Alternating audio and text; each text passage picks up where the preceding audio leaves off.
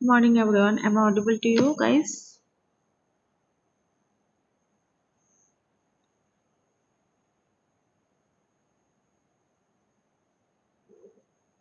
Am I audible to you guys?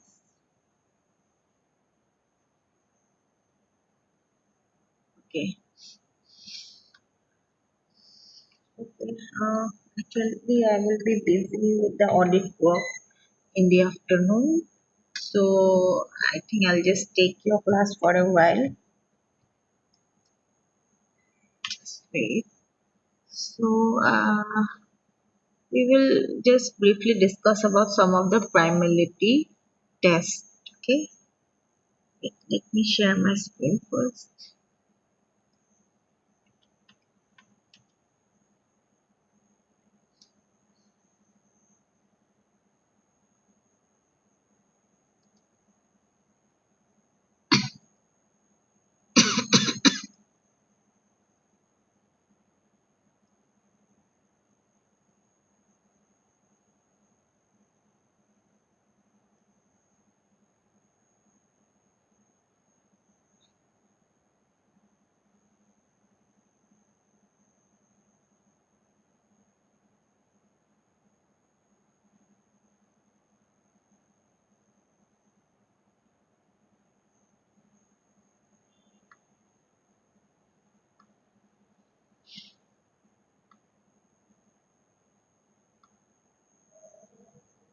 Okay. So okay, you guys have already explained about the means have given the formal definition of the prime number.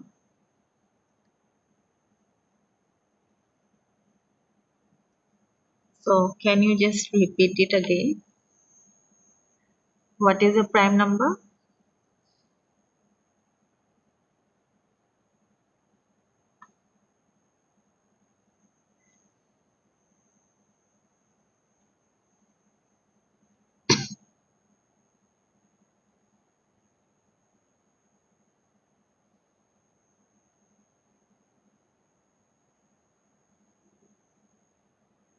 Divisible by 2 and 1 itself. Okay, so can you tell me if 1 is not 2 only by two numbers? 1 and itself. Okay, that's correct.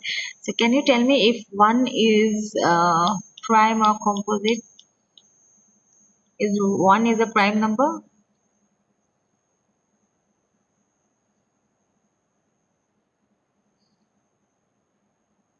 Okay, so why?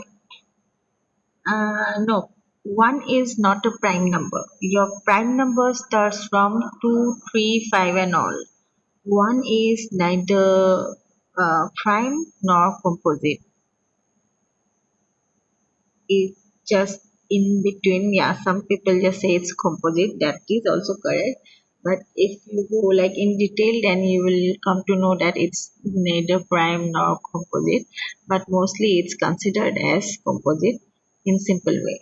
So in primality test, what we see if a number is prime or not. If the number is a small one, then it's easier for us to understand or recognize it as a prime number. But if for the cryptography, we always need a bigger prime number. Okay, for example, like public key cryptography and all. Yes.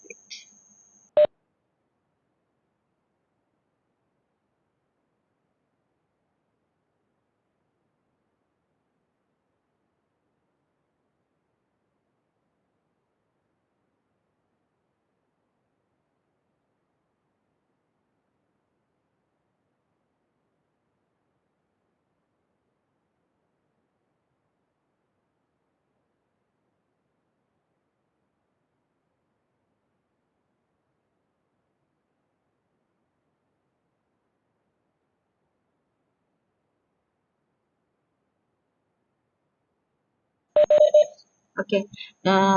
So in normal way, if the number is very small, it's easier for us to recognize it as a prime number. Other than that, if the number is very big, it is not so easy for us to identify it as a prime number. And for your public key cryptography, mostly we use bigger prime number. So for primality test, we have two basic tests. There are many different primality tests, but simple ones. One is you guys already know. I explained last time. One is Fermat test. Okay.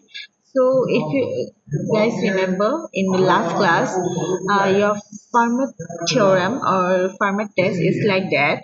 If an integer n is prime, so as per this test, if any integer or just an integer n is prime, if the number is prime, then only it will satisfy the condition of Fermat's theorem. What was the Fermat theorem? A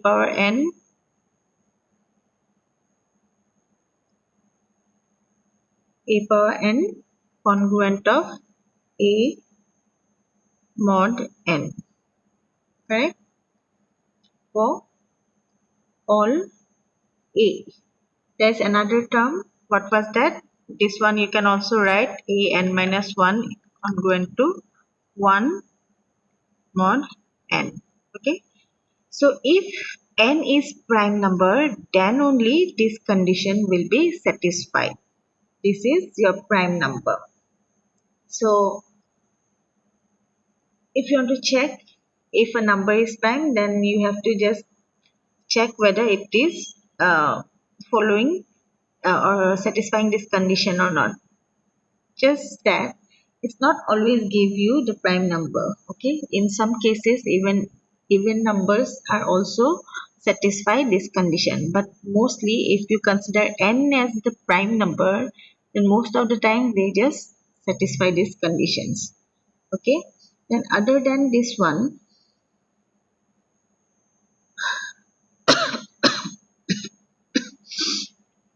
there's another one is your Miller-Rabin theorem. You guys can check and prove whether this one is this test holds or not. You can try yourself. Right now I don't have much time. Miller-Rabin test. Okay, so this is more like to improve the Fermat test. What the disadvantage of Fermat test is that sometimes for even number also these conditions are satisfied as per the Fermat's law. But in case of Miller-Rabin, it's like a bit advanced. But yeah, here also the problem is sometimes same. So you can say Miller-Rabin test also gives you the probable prime number. I cannot say this is the prime number for sure. It's again the probable one. Okay. So for this test, we consider like suppose P is just an odd prime. Again, sometimes even numbers are just come around, so they just mention it P is just let think as a odd prime. Okay, so we can also write P equal P 1 to power K Q with Q odd.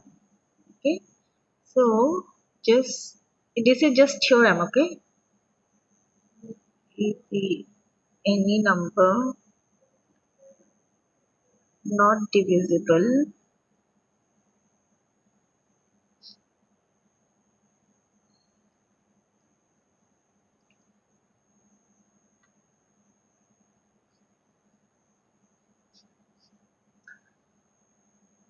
then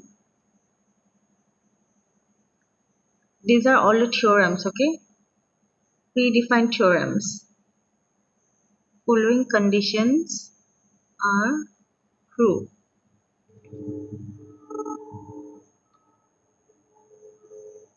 So what's the condition? One is a power q, it's a, this is q, congruent to 1 mod and p. Okay. The second condition is that one of a power q to a power 2q and e power 4q up to e power 2 power k minus 1 q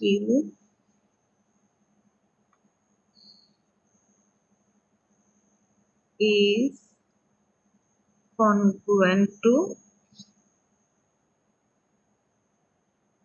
minus 1 mod p. Okay. So this proof you can also the proof of this theorem you can just prove with the help of your Fermat's theorem again. Like in case of Fermat's theorem, we just write like a p minus 1 congruent to 1 not p, right? Then we can just find a list where these conditions are satisfied, means for any value of q we have to find a number, then check whether it's satisfying this condition or not. Okay, so the proof, not that important, means just the theorem is okay at this level. But if you are interested, okay, the question, what's the highest range in the second condition? Okay, there is no highest range for the second condition. Normally if you just factorize it, it will keep going. Okay, there is no like highest range is given. It can be anything, means of course your prime number can be infinite. One of the condition is that your prime number can be infinite. Okay, so there is no highest range in the second condition, because in public key cryptography means the longer the numbers it's more secure. Okay, so there is no conditions for the highest range, because one of the condition is that prime numbers are infinite. Okay, other than these two there is another one which is known as it's from one of the indian Indian authors. Ini kelas atas itu bagus. Masa, itu sama bagus.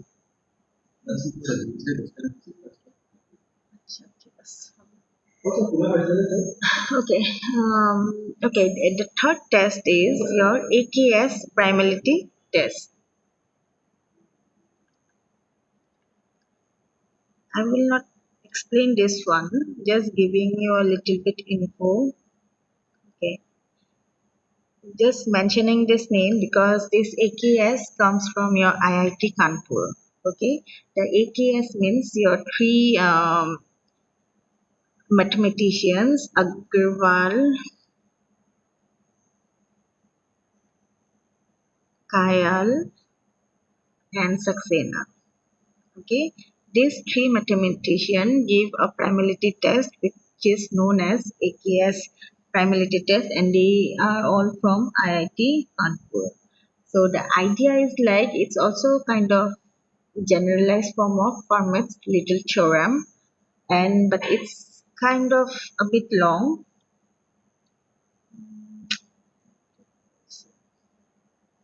Okay, I'm just writing the theorem. Okay, not explaining it. Suppose let n is greater than 2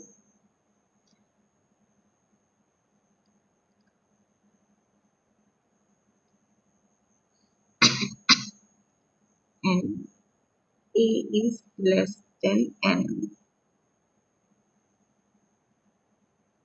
Integer with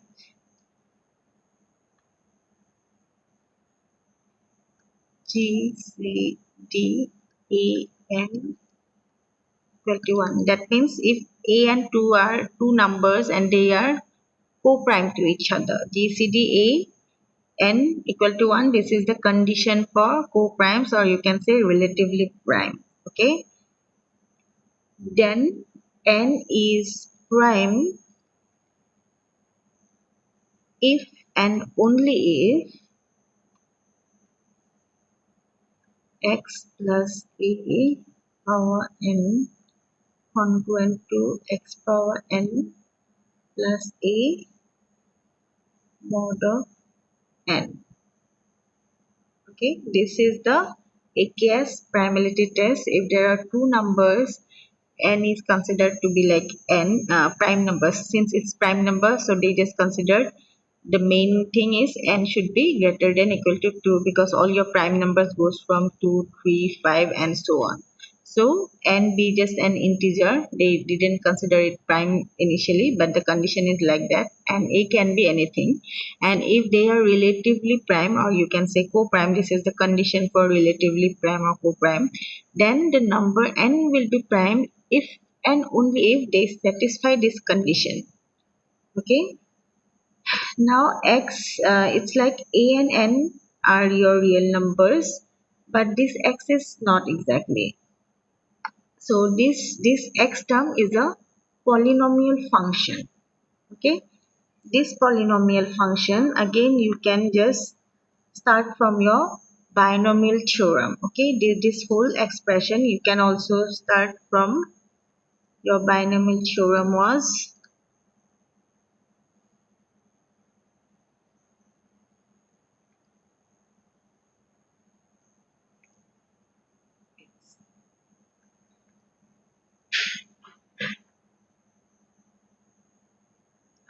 I didn't write one thing.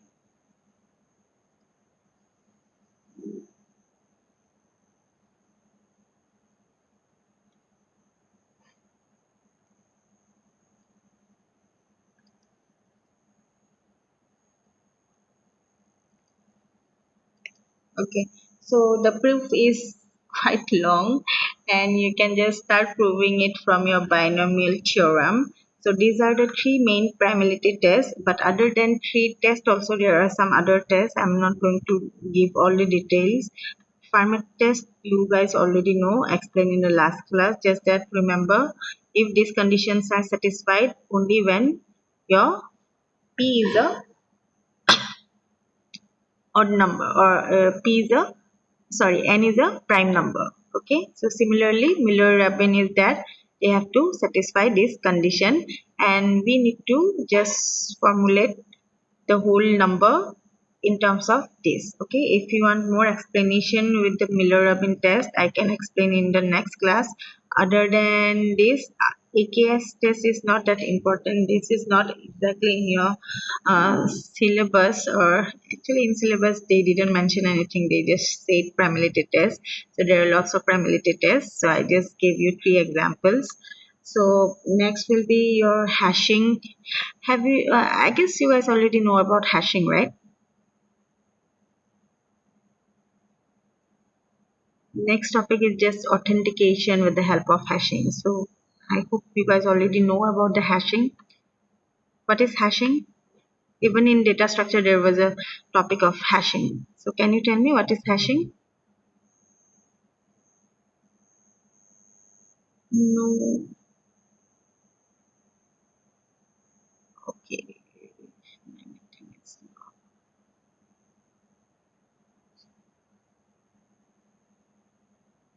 Can you tell me what is hashing?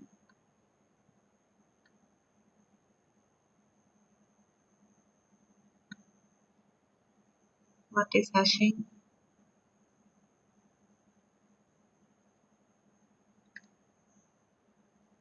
Or hash table?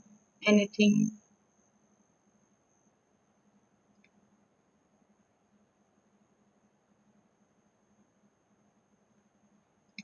So tell me what is hashing. Just give it. Don't remember. Hashing is very important concept. You must remember this hashing concept all the time. Re- Rearranging text. No, it's not rearranging text.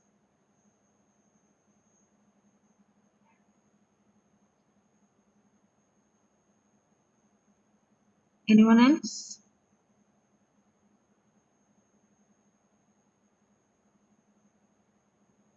Some No, hashing is a concept which is used in cryptography, but hashing is mainly is kind of data structure. It should be in third sem or fourth sem. I am not sure. Mapping, yes, correct. Hash function is a mapping function. With the hash function, we just map one value from another. So in hashing, what happens? Mainly we have different numbers, or those numbers you can say as keys. Then there will be a hash table. With the help of hash function, we just map those numbers or key in a hash table. Okay, your very typical hash function is a size of hash table. Okay, this is a very important concept which is used in data structure or cryptography, anything. It is not some kind of cryptography. In cryptography, normally we use very big number of prime numbers, right? So it's very difficult to keep track of all those big numbers. Yes, SHA algorithm also like that.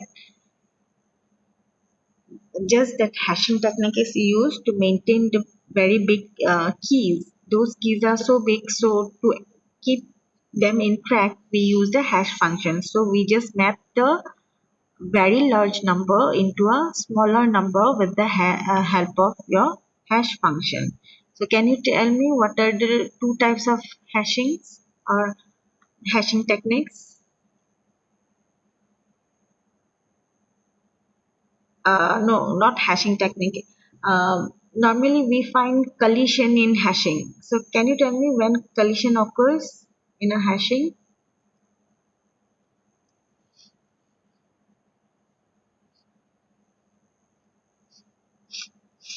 A very simple example can be like 8, 3, 13, 6, 4, 10. Go yes, Ruba. Din sorted, no? Okay, go yes. So if these are the numbers you have, these are, you can just say key, and you are going to use this function hx equal to x size of the hash table. If I say the size of the table is 0, 1, 2, 3, 4, maybe up to 10, then this will be 10. Then whatever, if you do 8 mod 10, what will be the value? The remainder will be 8. So you are going to store that value at position 8. Okay. If you say 3, 3 mod 10, so it will be 3, remainder will be 3 again. 3. So here you are going to store 3 at position 3. Okay.